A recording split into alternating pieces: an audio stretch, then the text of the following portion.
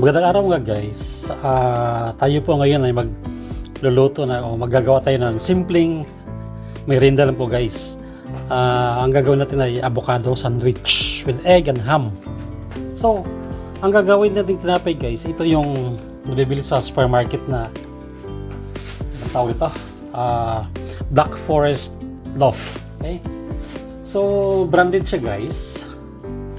Available to sa mga supermarket. So, ang gagawin natin dyan guys, parang mabilis. Magdadagdag na lang tayo ng cheese whiz.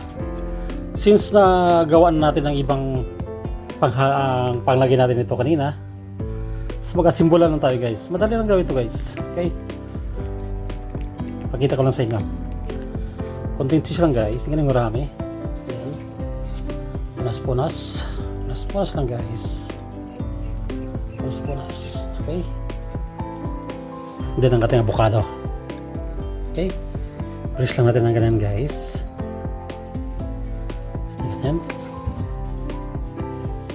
Yan. Ilalagay natin ng ham.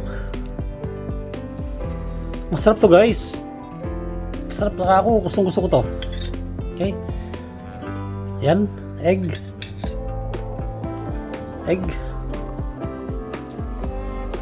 Tapos ang ating cheese.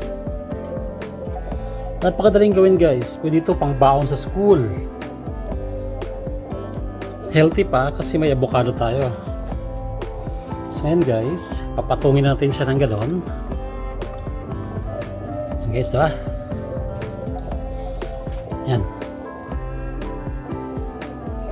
That's it guys, ganon lang kadali. Sa hindi pa nakapag-subscribe ng channel namin, baka naman pwede kayo mag-subscribe sa channel namin. Thanks for watching guys.